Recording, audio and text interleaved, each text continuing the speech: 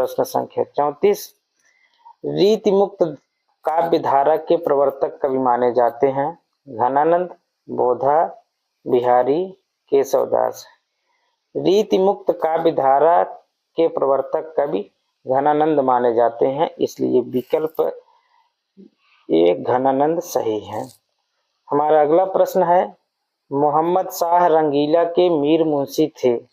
बोधा, आलम, घनानंद, ठाकुर।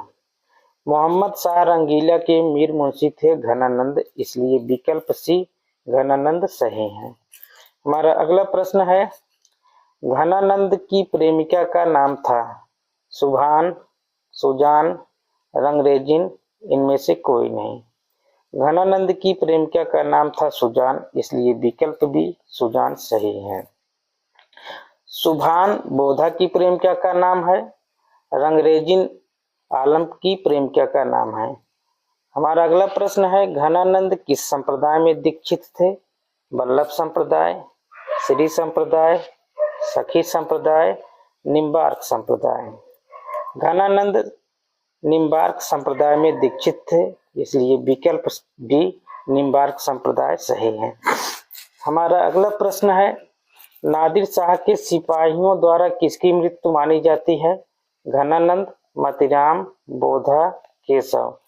नादिर शाह के सिपाहियों द्वारा घनानंद की मृत्यु मानी जाती है, इसलिए विकल्प ए घनानंद सही है। हमारा अगला प्रश्न है, घनानंद की रचना नहीं है? इश्कनामा, इश्कलता, वियोग बेल, सुजान हित। घनानंद की रचना नहीं है, वो है इश्कनामा, इसलिए विकल्प ए इश्कनामा सही है। इश्कनामा बोधा की रचना है। हमारा अगला प्रश्न है, प्रेम की पीर का अमर गायक किस कवि को कहा जाता है? बिहारी, घनानंद, सूरदास, निराला। प्रेम की पीर का अमर गायक घनानंद कवि को कहा जाता है, इसलिए विकल्प भी घनानंद सही है। हमारा अगला प्रश्न है, जयशंकर प्रसाद का जन्म कहाँ हुआ था? अयोध्या, मथुरा, काशी, आगरा।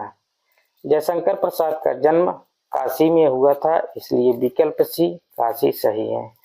हमारा अगला प्रश्न है, पिता की मृत्यु के समय जयशंकर प्रसाद की अवस्था थी?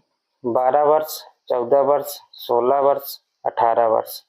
पिता की मृत्यु के समय जयशंकर प्रसाद की अवस्था 12 वर्ष थी, इसलिए विकल्प ए 12 वर्ष सही है।